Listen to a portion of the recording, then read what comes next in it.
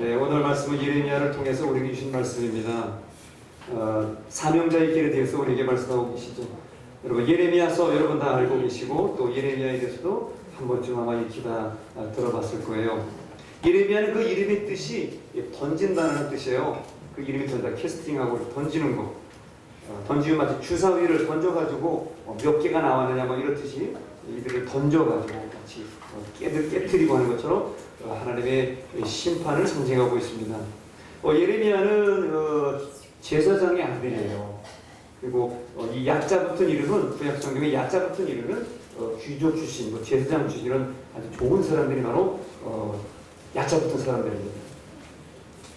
베냐민 땅에서 태어났어요. 베냐민 땅에 태어났는데 이스라엘의 베냐민 지파는 소수 지파예요. 사울 왕이 소수 지파, 베냐민 지파죠. 제스의 아들인데 그들이 힘들고 어려운 상황을 겪고 제일 작은 그런 지파가 되어서 베냐민 지파 땅에 살았습니다. 그리고 또 예레미야는 무슨 선지자죠? 뭐의 선지자예요? 눈물의 선지자예요. 눈물이 많았던 사람인가 봐요. 남자치고 선지자치고 눈물이 많았어요. 그래서 예레미야 애가에 보면은 애끓는 마음, 주님의 마음을 가지고 그들에게 공포하면서 얘기하죠. 그리고 예레미야 29장에 안타까워 말씀하시면서 너희를 향한 나의 생각을 내가 하나니 재앙이 아니라 곧 평안이요 너희 장래의 미래에 소망과 희망을 줄 것이라고 주께서 말씀하셨는데 사람들은 그 얘기를 콧방귀도 듣지 않았습니다. 이런 눈물로서 기도한 예언자가 예레미야고요. 그리고 예레미야는 일찍이 예레미야 1장 5절에 보면은 그는 어머니의 뱃속에서부터 태중에서부터 선택받았다고 그랬어요.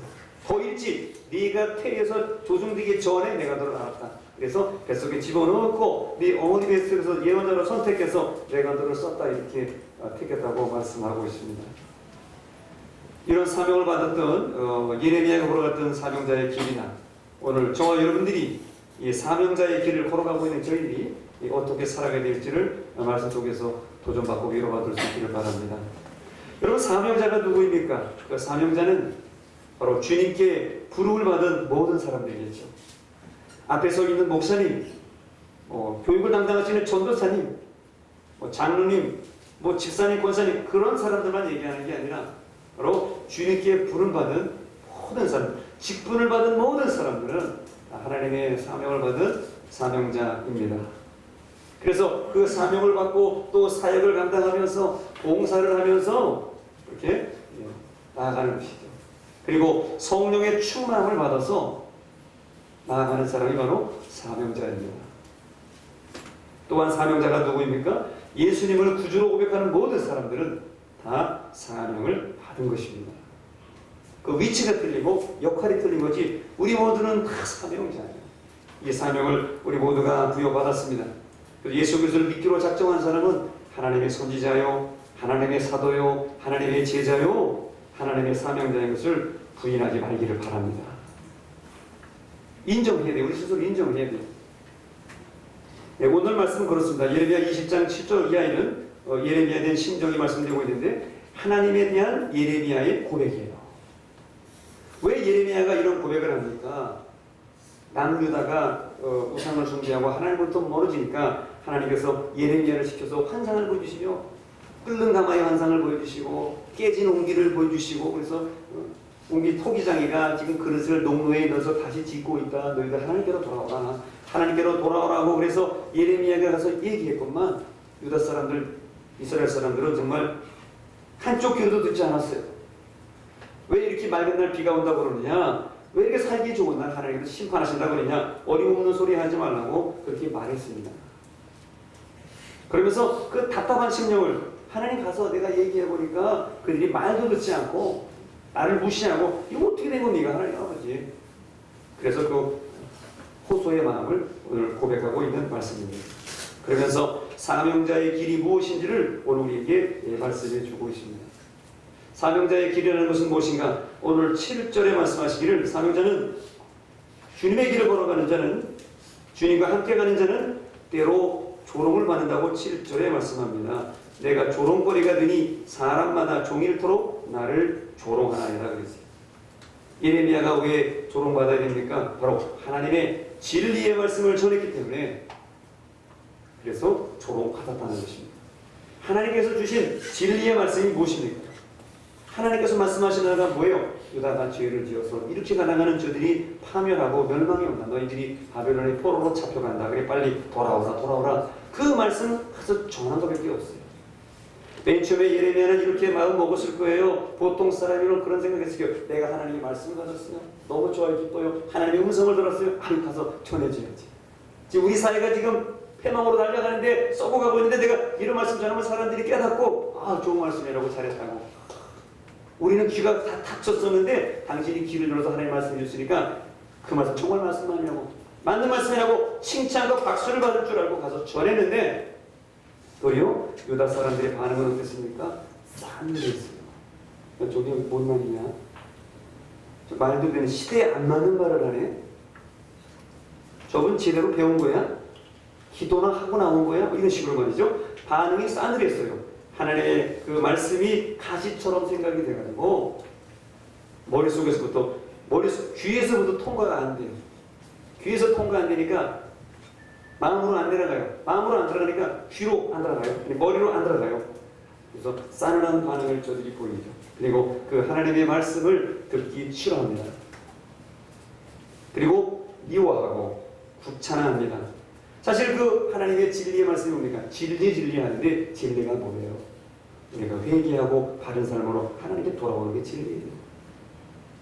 멋있는 그 트루스가 멋있는 게 진리예요. 우리가 회개하고 하나님께 돌아오는 게 그게 진리예요. 누가 그 말씀을 주셨어요? 하나님이 하늘에서 주신 거예요. 하나님이 주신 말씀을 예레미야는 그저 전한 것뿐이에요. 통로예요. 메신저였어요. 예레미야가 만들어낸 말이 아니에요. 우리도 마찬가지 아니겠습니까? 우리가 예수 믿는다고 하나님 복음 들고 나간다고 타지에 나가서 복음을 전하고 전도를 들고 나아갈 때에 많은 사람들이 우리에게 손가락질하고 조롱하고 비난하죠. 저 예수 믿는 기독교가 아니라 모독교다 이러면서 얘기하고 말이죠. 너희나 똑바로 하라고 말이죠. 그 사람들은 우리가 전하는 복음을 오해한 거예요. 전도가 무엇입니까? 교회 공부하는 겁니까? 전도는 예수 그리스도의 피 묻은 복음, 하나님의 용서를 전하는 게 그게 복음의 전도예요. 교회 이름을 날리려고 하는 게 아니에요. 목사님 사진 내고 전화번호 내가지고 그거 하려고 전도하는 거 아니에요. 그건 주님이 전도되는 거예요. 그럼에도 불구하고 사람들이 우리가 복음을 전하면 오해하고 조롱을 받을 수가 있다는 것이죠. 여러분들도 살다 보면 복음 전하면 믿음으로 살면 사람들에게 조롱받고 손가락질 받을 수 있다는 거예요. 그래서 출애굽기 6장 9절에 하나님께서 이렇게 말씀하십니다. 같이 읽어보겠습니다. 시작. 그들의 마음의 상함과 가혹한 노력으로 말미암아 모세의 말을 듣지 아니하였더라. 여기 지금 왜 모세의 말을 듣지 않습니까? 하나님께서 모세와 아론을 시켜가지고 애굽에 데려가가지고 내 백성을 데리고 오라. 광야길 30길을 가서 하나님을 예배할 테니까 바로 왕이요 우리 이스라엘 백성들을 끌어내라 보내라. 그렇게 가서 바로왕에게 전했어요. 그때 바로왕이 열을 받았어요. 뭐야? 우리 종들이고 벽돌 만드는 사람들이 내보내라고 누가 그런 소리예요? 우리 하나님이 누구야? 스스로 있는 사람으로 있어요. 뭘 말도 안 되는 소리 하고 있어요. 그러니 바로왕이 열을 받았어요. 그랬더니 그냥 그 부하 직원들에게 이스라엘 백성들 벽돌 만드는데 집합 주지 말고 2배로 만들라고 그래. 채찍질해. 그러니까 이 이스라엘 사람들이 가뜩이나 힘들어 죽게 벽돌 만들기 힘들어 죽겠는데 모세와 아론이 와가지고 출애굽시키라고 이스라엘 백성들 내놓으라고 그러니까 바로가 화나고 사람들 채찍하니까 모세와 아론은 어떻게 해요? 미워하는 거예요. 그래서 이와 같이 이스라엘 백성이 이스라엘에게 전하니까 마음이 상했어요. 일이 힘들어요. 가혹한 노역으로 말미암아 모세의 말을 듣지 않았다고 그랬어요. 우리가 복음을 전해도 사람들은 잘 믿으려고 하지 않습니다. 마치 예수님께서 말씀한 것처럼 지금이 어떤 시대냐? 노아 시대와 같다는 거예요. 사람들이 먹고 마시고 춤추고 노래하고 놀러 다니고 노아 할아버지가 배를 짓죠. 산에다 배를 짓습니다. 몇 년을 지어요? 성경에 대략 보니까 120년 동안 진 것처럼 보여요. 10년도 20년도 아니고 100년도 아니고 120년 동안 할아버지가 배를 지었어요. 이 사람 여태까지 배를 지네? 120년 전에 우리 할아버지 때부터 배 짓는다고 하는데 지금까지 배를 짓네. 비를 본 적이 있어야죠. 홍수 지는 걸 본 적이 있어야죠. 믿지 못하더니 결국 마지막 홍수가 지나고 구원받은 사람은 몇 명이에요? 8명이에요. 당시 인구가 대략 많게는 5억에서 10억까지 였다고 합니다. 노아 할아버지 시대는 구원받은 사람이 확률이 높은 게 아니에요. 비슷해요, 지금이나. 근데 그 조롱의 길이 바로 사명자의 길인 것을 예레미야는 오늘 우리를 통해서 말씀을 통해서 우리에게 보여주고 있습니다. 또 사명자의 길이라는 것은 어떤 것인가? 오늘 9절에 말씀하시기를 사명자는 말씀을 전하지 않으면은 하나님 말씀을 전하지 않으면은 답답해서 견딜 수 없는 것입니다. 아마 이 말씀을 듣고 여러분들 전도쌤이나 전도 집에 가면은 많은 분들이 이 말씀 들으면서 마치 전도에 관한 것만 가지고 이렇게 많이 얘기하시고 많이 들었을 거예요. 그러나 그는 전도에 국한한 것뿐만 아니라 나라와 민족과 세계 열방에 대한 하나님의 그 계획과 우리의 안타까운 모습을 공포하고 선포하는 것이지. 단순히 전도만 하려고 하는 좁은 말씀은 아니라는 거예요. 왜 예레미야가 답답해서 견딜 수가 없습니까? 하나님께서 말씀을 분명히 주셨는데 그 말씀이 너무나 감동이 되는데 그대로 받아들이지 않고 이 백성이 죽어가는 모습을 보고 있자니 그것을 그대로 볼 수가 없는 것입니다.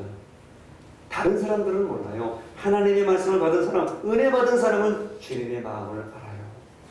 그래서 우리가 기도할 때에 하나님 아버지 우리에게 아버지의 마음을 허락하여 주시옵소서. 주님의 눈물을 우리에게 허락하여 주시옵소서. 성령의 감동과 마의 역사를 우리 모두에게 허락하여 주시옵소서. 그러는 거예요.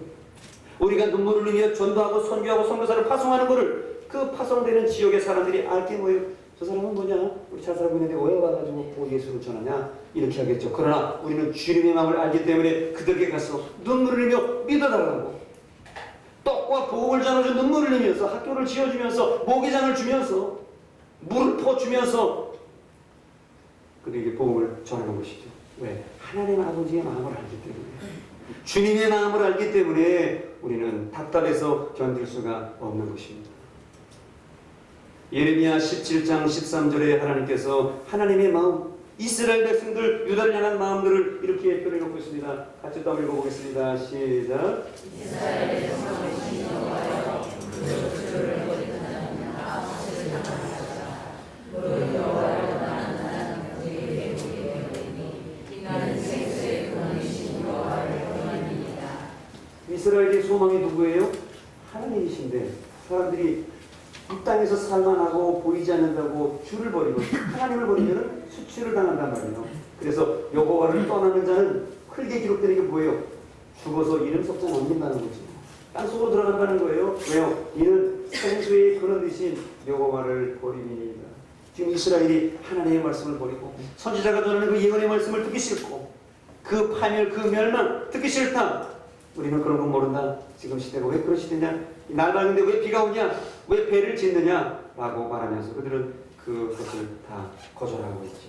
그러나 사명자는 오늘 우리가 말씀을 전할 때 듣지 않아도 그들이 하나님께 나오지 않아도 그 말씀을 전하지 않으면 답답해서 눈물 흘리며 고백하며 한목하며 그 복음을 선교하며 전도로 전하고 있는 것이죠. 그리고 사명자의 길은 무엇입니까? 오늘 10절에도 말씀하십니다. 사명자가 가는 길에는 사방에서 비방의 소리가 들린다는 거예요. 그 예레미야 나쁜 사람이라는 거예요. 예레미야가 파멸과 멸망, 심판을 말하니까 오늘 20장 1절에 보세요. 20장 1절에 보면은 임멜의 아들 제사장 바스후는 여호와의 성전의 총감독이라 그가 예레미야의 이 일을 예언함을 들은지라 이에 바스후의 선지자 예레미야를 때리고 여호와의 성전에 있는 베냐민 문 위층에 목에 씌우는 나무 고랑으로 채워 두었다고 그랬어요. 예루살렘 성전의 총감독이 대제사장이 예레미야가 쓸데없는 말도 안 되는 예언을 한다고 해가지고 매를 때리고 목에다 쇠사랑을 채우고 성전 베냐민 위층에다 예레미야를 강도 죽여버립니다. 좋지 못한 말을 한다는 것이죠. 분위기 깨고 나쁜 말을 한다는 거예요. 우리 예수 믿는 사람들도 신앙생활 하다 보면은 믿는 사람들이 자기 삶도 제대로 못하면서 그렇다고 비방을 듣기도 합니다. 시끄럽고 자기들만 알고 자기의 그 모임에서만 떠들지 세상을 돌아보지 않는다고 말합니다. 남들을 도와주지 않는다고 말합니다. 그러나 알게 모르게 세상 사람들을 가장 많이 섬기고 도와주는 사람은 기독교인이에요. 다른 종교보다 여타 종교보다 더 많습니다. 드러나지 않는 사람이 너무나 많습니다. 세계적으로 선교비를 보내며 전도비를 보내면서 세계를 섬기고 있는 나라가 이 작은 대한민국입니다. 우리가 다 몰라서 그렇지. 붙잡아다 놓고 매를 때립니다. 목에 쇠손을 걸고 윗문에 가둬버립니다. 이런 비방과 이런 슬픔을 예레미야가 가는 길에 겪게 됩니다. 그리고 사명자 가는 길은 어떤 길이냐? 오늘 18절에 말씀하시기를 18절에 고생과 슬픔이 있다고 오늘 예레미야는 우리에게 솔직히 고백하고 있습니다. 성경에는 복받고 잘 되라는 말만 있는 게 아니고 수고와 슬픔이 많다고 인생을 말씀하고 있습니다. 때로 우리는 자기 인생을 비판할 때도 많이 있죠. 오늘 14절 말씀 보세요. 본문 말씀 14절. 내 생일이 저주를 받았다면 나의 어머니가 나를 낳던 날이 복이 없었다면 뭐예요? 내가 안 태어났더라면 내가 어머니 뱃속에 없었더라면 내가 이 고생과 이 비난과 조롱을 안 당했을 텐데 하는 마음으로 인생이 수고와 슬픔이구나 하는 그런 토로를 고백을 오늘 예레미야가 하나님께 하고 있는 모습을 봅니다. 우리는 때로 사람에게 지치고 힘들고 어려울 때도 많이 있죠. 복음 전하고 남편에게 무시당하고 또 부인에게 무시당하고 자식에게 무시당하는 그런 일도 있습니다. 우리 인생이 무엇인가? 원래 남들이 알아주지 않는 우리 인생은 수고와 슬픔뿐입니다. 주님이 걸어가시는 그 길에 우리도 동참하게 되는 것이죠. 전도서 2장 23절에 하나님께서 이렇게 말씀하십니다. 같이 한번 읽어보겠습니다. 시작.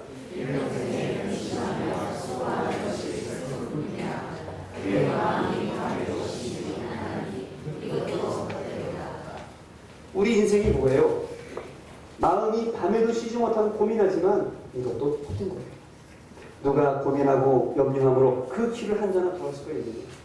일평생에 근심하며 수고하는 것이 슬퍼버리라고 솔로몬 왕에게 고백하고 있습니다. 이렇게 걸어가고 있는 것이 우리의 인생이죠. 내 뜻대로 안 되고 좋은 날은 짧고 잘 되는 승리하는 날은 짧고 고난과 힘든 이런 인들이 많은 것이 우리 인생입니다. 저 여러분들이 걸어가는 사명자의 길이고 우리 성도의 길이 아니겠습니까?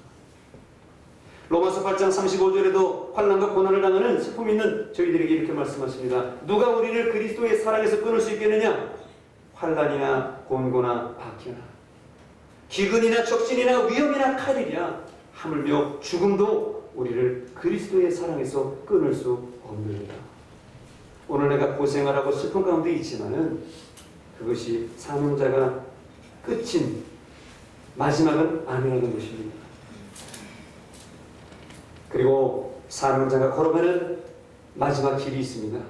오늘 11절에 하나님께서 우리에게 말씀하고 있죠. 사명을 받는 우리들이 걸어가는 길에 우리의 마지막 가는 길은 뭐냐? 오늘 11절에 말씀하시기를 바로 하나님의 최후 승리를 믿는 것입니다. 하나님께서 원하시는 승리의 길을 우리도 걸어가게 되는 것입니다. 왜 우리가 하나님의 최후의 승리를 믿습니까? 그것은 하나님은 위대하시기 때문에, 하나님은 전지전능하시기 때문에 그렇습니다. 오늘 12절도 말씀합니다. 하나님은 우리의 심장과 폐부를 아신다고 그랬어요. 우리의 일어남, 앉고 일어섬, 우리의 마음, 우리의 생각들을 하나님은 다 알고 계시는 것입니다. 우리의 모든 것도 알고 계시는 겁니다. 그리고 하나님께서는 우리에게 좋은 것 주신다고 했죠.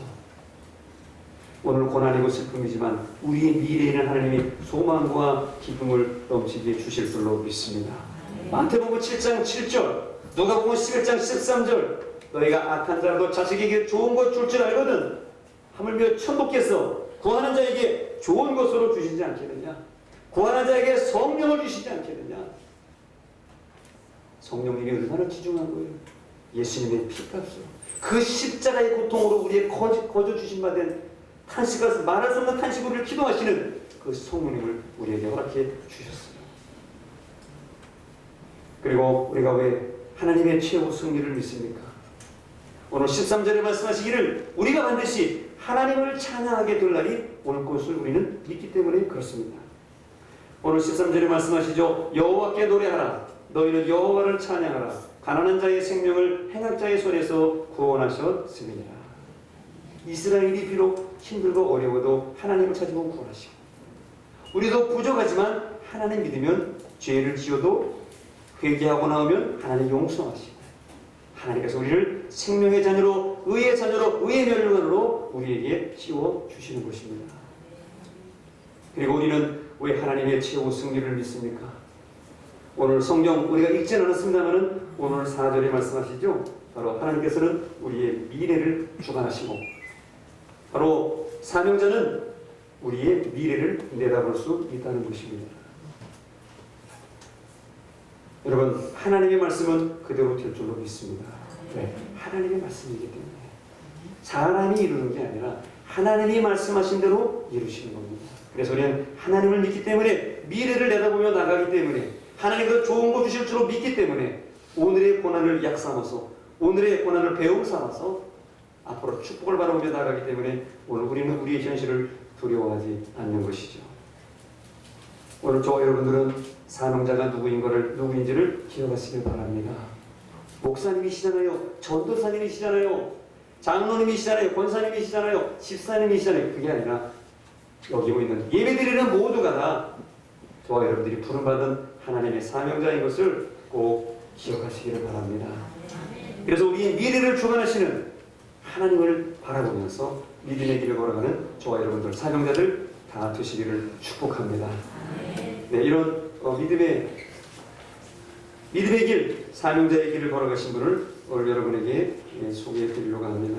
아주 잘 아는 분이에요. 잘 아는 분이고, 오래간만에 한 60여 년, 70여 년 만에 그분의 일화를 다시 한번 여러분에게 말씀드립니다.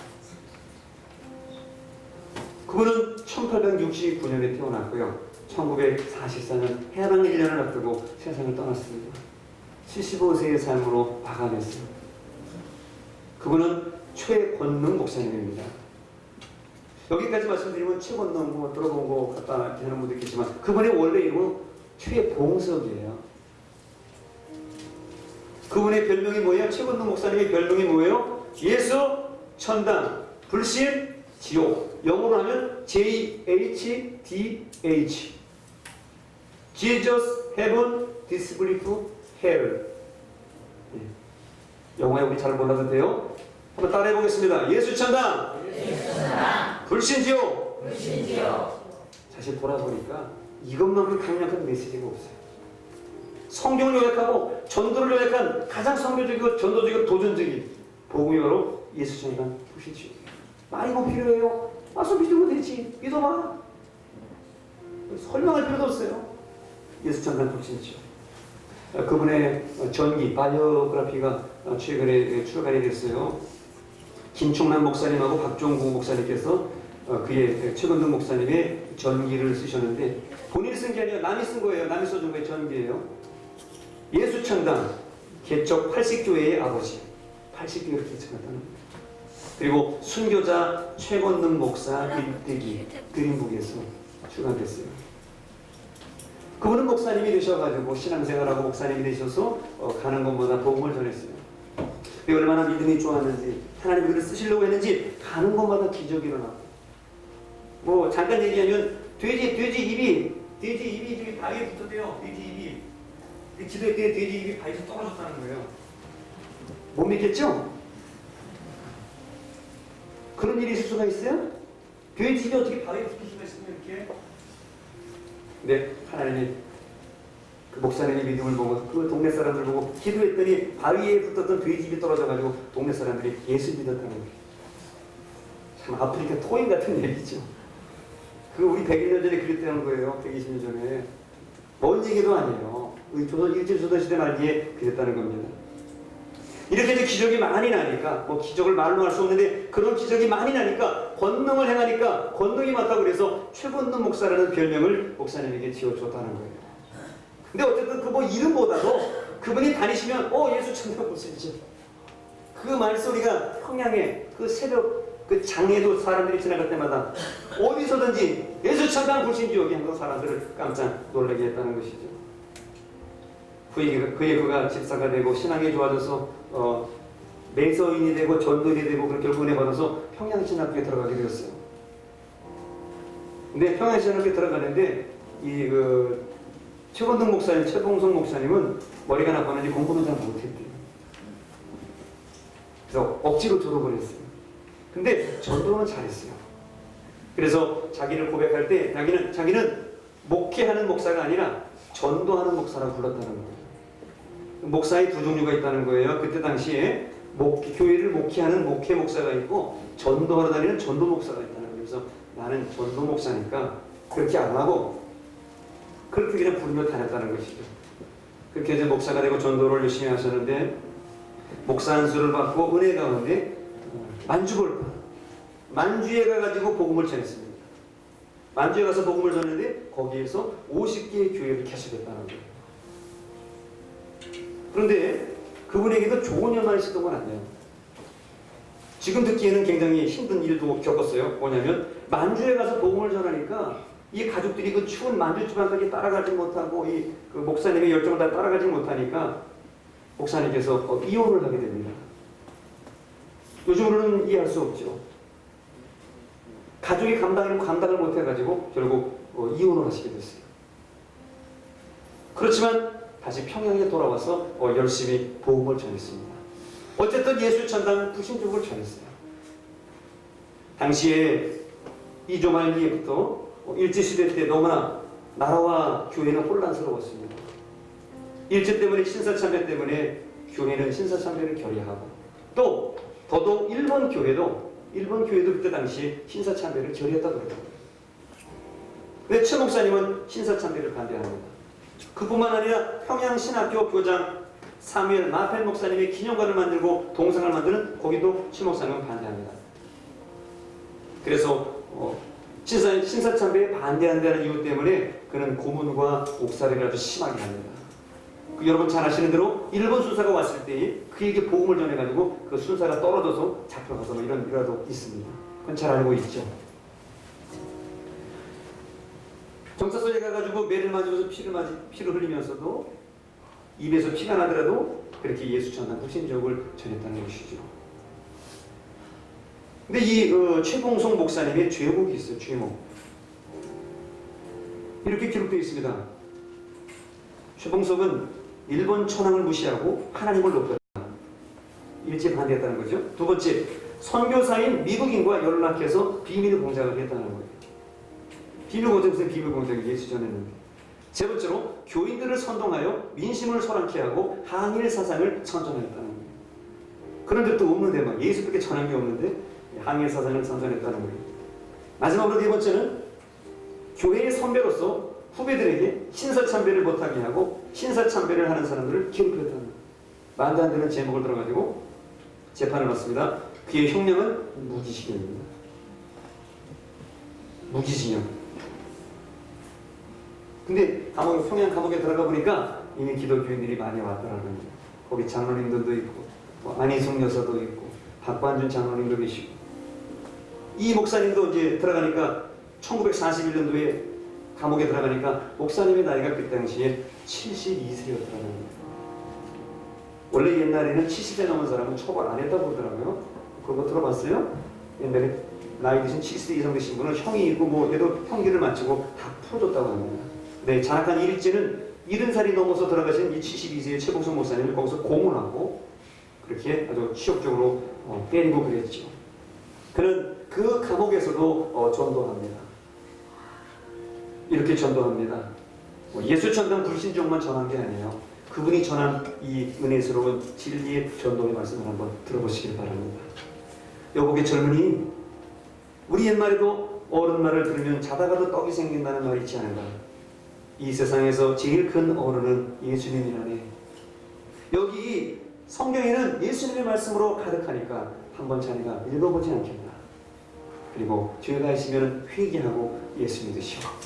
그렇게 자상한 마음으로 옥에서는 그렇게 편안하게 아름다운 모습으로 그렇게도 전도 많이 하셨다는 거예요. 그렇게 세월이 흘러서 3년의 옥살이를 치르고 1944년 3월 1일이 되었습니다. 3.1절이죠. 마침 3.1절을 기해서 그 노룡의 목사님, 75살이 되신 노룡의 목사님이 그 감옥 안에서 3.1절 날 40일 금식 기도를 시작하십니다. 참 대단해요. 나이 들면 모든 게 귀찮아지고 안 하려고 하는데 75세의 목사님이 감옥에 들어갔어요. 그 감옥에서 먹는 것도 없는데 거기서 40일 기도를 작정하시고 순탄하고 시작합니다. 근데 참 공교롭게도 3.1절 날 그날 사모님하고 헤어졌던 사모님하고 큰아들, 딸 이렇게 음식을 차려가지고 감옥에 면회를 왔더라고요. 참 신기하죠? 하루 잠깐 왔으면 먹으면 되는데 그날 금식 시작하고 아침부터 금식했는데 점심 때 사모님하고 애들이 찾아와가지고 맛있는 걸 사와서 이제 주려고 딱 싸우는데 알고 보니까 금식 시작했는데 목사님이 음식을 안 잡수시면서 내가 오늘부터 그 음식 기도를 시작했으니까 앞으로 4월 10일까지 면회 오지 말라고, 또 면회 오려고 물어보는 사람이 있다면 목사님 그 음식 기도 중이니까 오지 말라고 그렇게 얘기하라고 당부를 가족들에게 하면서 목사님이 사모님의 손을 잡고 자녀들의 손을 잡고 눈물을 흘립니다. 가족들과 회한의 눈물을 그 감옥에서 마지막 면회의 눈물을 흘립니다. 여보 미안합니다. 아들아 딸들아 못난 아빠 만나서 고생 많았다. 하나님이 우리 믿음의 삶을 축복하시고 인도해 주실 줄로 믿는다. 그렇게 헤어지고 가족들은 돌아가고 그 음식은 싸가운 음식은 다른 제수들에게 다 나눠줬다는 거예요. 목사님 어떻게 해요? 저희들이 먹으면 어떻게? 목사님도 내일부터 다시 시작하고 오늘 먹고 내일 다시 하시고 하시죠. 아니야. 그렇게 40일 음식을 시작하셨다는 거예요. 그렇게 하루 이틀 그 음식을 하다가 결국 목사님이 고문을 당한 후유증과 몸이 약한 노령으로 인해서 그 음식하시다가 감옥에서 쓰러지게 되었습니다. 노인네가 쓰러졌으니 결국 병보석으로 풀려나게 되는데 1944년 4월 2일 날 병보석으로 풀려나게 되었습니다. 아파서 죽동살동하고 있는 노인네 목사님이 나가는데 일제가 거기다가 조건을 달았어요. 병보석을 끼지만 조건이 있어요. 이게 뭐예요? 나가서 예수 그리스도의 복음을 전하지 않는 것을 전제로 보석이다 하고 목사님을 내보내줬다는 거예요. 그리고 기독병원에 입원하셔서 치료를 받습니다. 그 75살 노인네가 40일 금식하다가 병원에서 쓰러지고 고문을 당했으니 주사바늘이 들어가지 않더라는 거예요.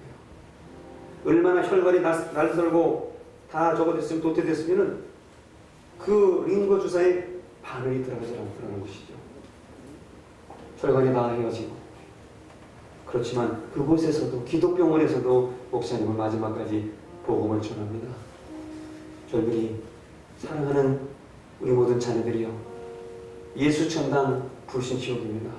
면회 오는 사람들에게도 복음을 전합니다. 1944년 4월 15일 가족들과 교우들이 목사님이 마지막인 걸 알고 목사님 앞에서 이제 배웅을 합니다. 임종맞이를 준비합니다. 목사님께서 마지막 찬송을 부릅니다. 고생과 수고가 다 지난 후 광명한 천국에 편이실 때 주님을 모시고 나 살리니 영원히 빛나는 영광일세. 영광일세 영광일세 내가 누릴 영광일세. 은혜로 주 얼굴 배웠나니 지극한 영광 내 영광일세. 목사님은 찬송을 마감하시고 미소를 지으면서 75세 이후로 하나님의 부름을 받아서 그 병원에서 천국에 가셨다는 것이죠. 그리고 그 목사님이 천국에 가신 뒤에 우리 한국 교회에 전해지는 일화가 있습니다. 이거는 아는 사람은 없어요.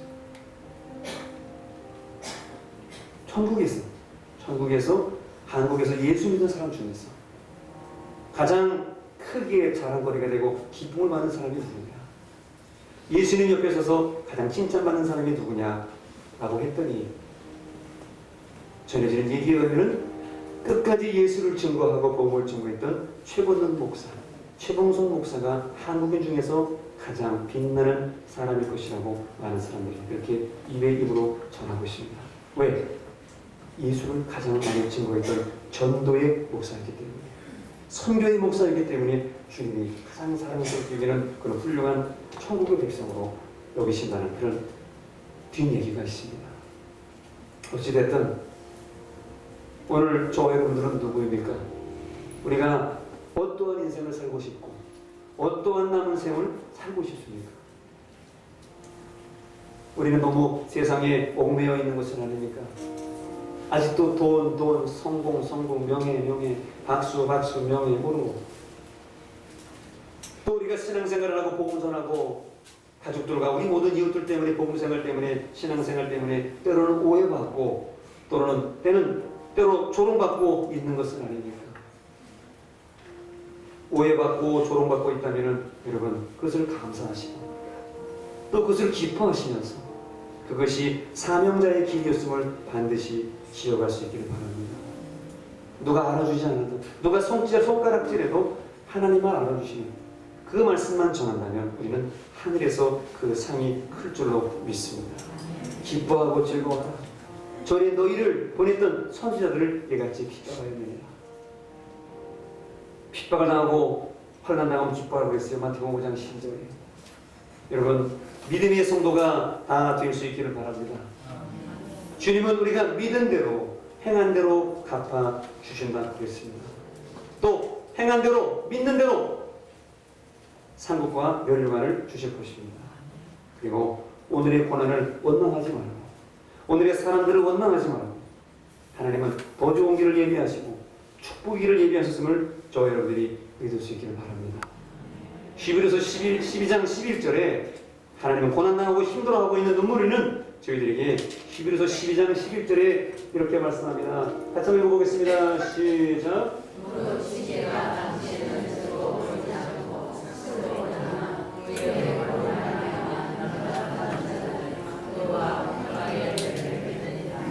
저 징계라는 말은 영어의 disciple이에요. disciple이 뭐예요? 제자, 훈련, 고난과 연단받는 사람들. 그 고난과 연단은 당시에는 즐거워 보이지 않지만은 슬퍼 보이고 괴롭지만은 그것으로 말미암아 연단으로 말미암아 징계받고 연단받은 훈련받은 사람은 바로 마지막에는 의와 평강의 열매를 맺는 것입니다. 여러분 오늘 우리들 잘못 믿은 거 혹시 상처받은 거 있다면 또 잘못 알았던 거 있다면 우리가 하나님께 다 고백하고 믿음으로 나아가는 오늘 예레미야처럼 안타까운 것이 있다면 하나님께 고백하면서 하나님 우리 모든 것 주님 하셔서 좋은 것 주시고 우리 믿음의 길로 주님 인도하셔서 축복해 주실 줄로 믿습니다. 우리 모두가 사명자의 길 누가 알아주지 않지만 그런 남은 인생길을 걸어가는 우리 모두가 다 될 수 있기를 우리 주님께 성도가 다 될 수 있기를 우리 주님의 이름으로 간절히 축원합니다.